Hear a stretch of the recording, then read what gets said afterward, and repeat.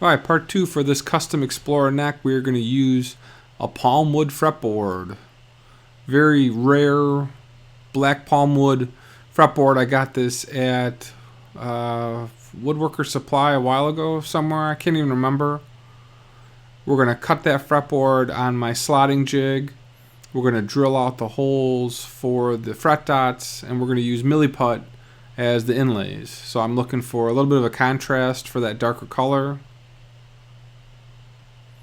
We'll go ahead and mix this together, dry it in. What's cool about milliput is it's like a ceramic almost. It dries way hard. We're going to end up trimming this out on the bandsaw. And then once we trim this on the bandsaw, we'll bring it over to the table router. And here's where I get a huge mess. The palm wood rips out when I'm routing it. For some reason, it came out in a chunk. Coming up here, you'll see it in a second. It sort of jumps. Rip. Right there. See that chunk come out, and I'm like, I don't understand what the heck happened. Palm wood sort of rips out. It's a grass. And so I'm going to probably do some sort of epoxy and fill it with some other strips. And for the fretboard, I've got peg holes. This is the trick I've learned. You put a little peg in here, cut it out on each side of the fretboard, and I use these little maple dowels. I glue them into the fretboard right here. And then I can glue on the fretboard real easy. This is a trick I saw from Gibson. Makes things really quick, and that fretboard doesn't slide at all anywhere, and everything fits perfectly. So again, we're going to wipe down the fretboard with acetone, pull off any of those oils, let it dry for a little bit, come back and apply some glue. Just using regular Type-On glue. And this pops on perfectly. Go ahead, clamp it down. Let it dry for 48 hours. Make sure I use all the clamps I've got. Not trying to squeeze out the glue, but want to make sure that it's flat. And we'll clean up with the chisel. Here you can see the palm wood break. And I take a couple pieces with some epoxy. Put the epoxy where that hole is. It was probably about a maybe 1/4 inch hole. And we'll fill it with some epoxy and then take some pieces of the palm wood and shove it in there. And I'm thinking this will work. And if the damn camera didn't focus on my head, you could see it better. I want to make sure I've got no bubbles, so I'll come back with the heat, get all the bubbles out. Set it on fire, of course. And then we'll come back and take this back to the router and just route out that piece that had jumped on. And I'm actually pretty happy with that repair. Make one more pass.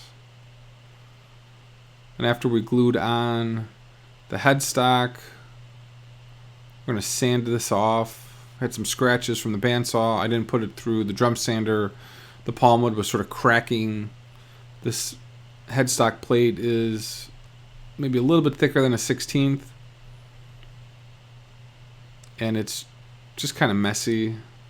So we'll sand this down with the hand sander, get any of the scratches out. And then we're going to speed up the neck carving process by using an inch roundover bit on a huge jig, 4x4 piece of poplar that I screw down, make a couple passes here, flip it around, and do the other side as well. I love this overarm router for these tasks. Can pretty much do anything with it. So then before we finish the carve, we're going to drill out the end dots. I showed this end dot jig from Guitars and Woods in Portugal. Love those guys. We'll go ahead and drill the tuners. And we'll flip that over and drill the back. I'm going to be putting on my ratio tuners, black. My original jig disappeared, so I had to make another jig in this process. And we drilled through on one side, then we flipped it over and drilled through on the other side.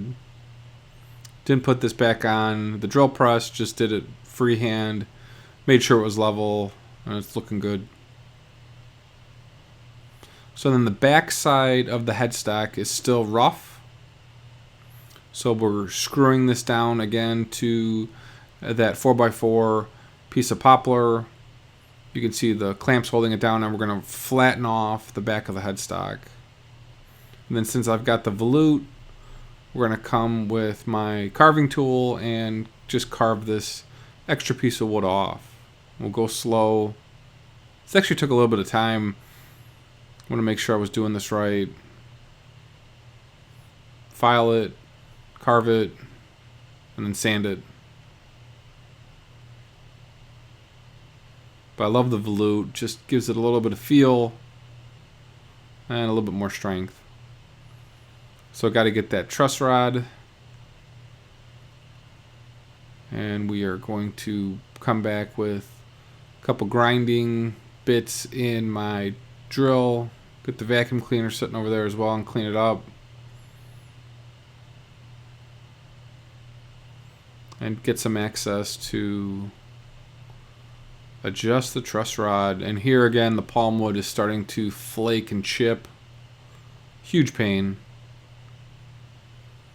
Now that we've got everything pretty close on the neck, we're going to come back and carve the heel. Just get it nice and flat. Carve around the volute. Mainly using files here. I've got a couple different StewMac Dragon files. Really love those tools. Some of the better tools that I've bought. Use them all the time for carving necks. And then we'll work on the heel as well here.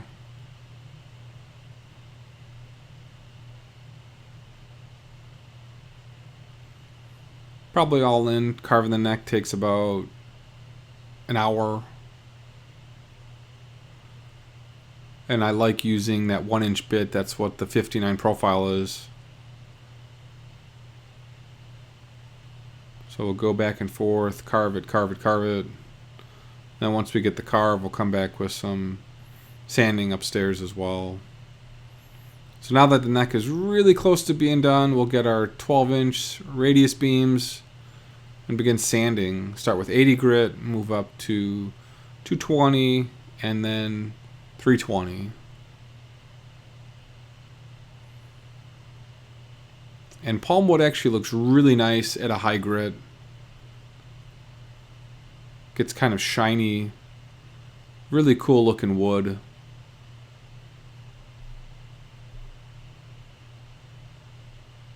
Make sure we're keeping everything clean.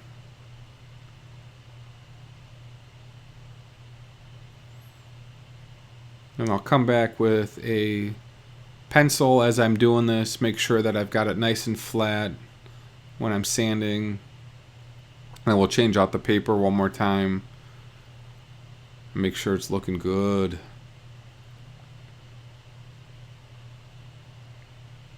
So that's the last grit.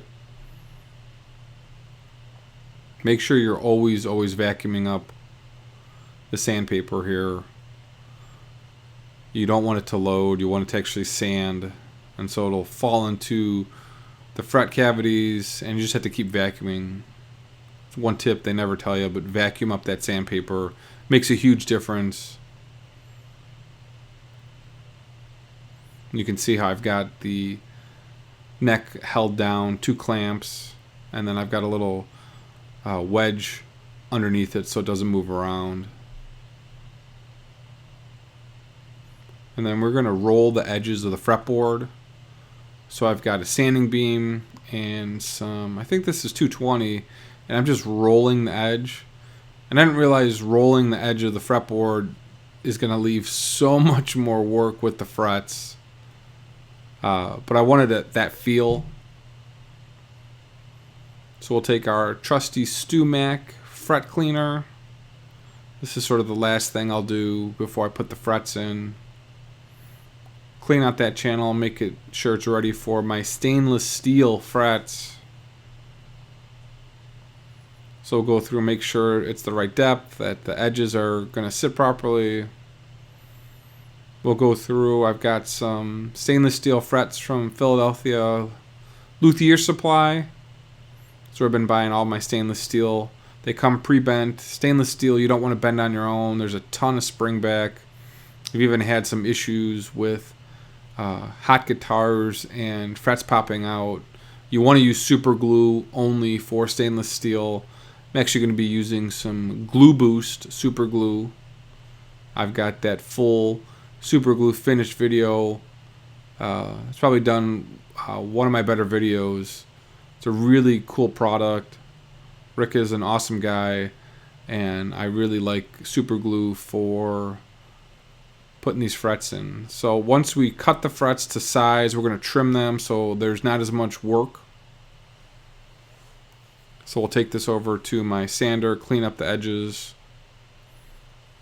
get the fret press out, and a little bit of super glue, and press them in. Fretting and sanding, I think, are my two least favorite things to do in a guitar. So I haven't shown you a lot of refrets. So I've got some acetone that I'm using to clean up the fret after the super glue. After I push it down, the super glue squeezes out. You don't want that sitting. So I've got some acetone on that rag, and we're cleaning off the super glue. So the super glue then is only in the channel where I'm pushing down the fret.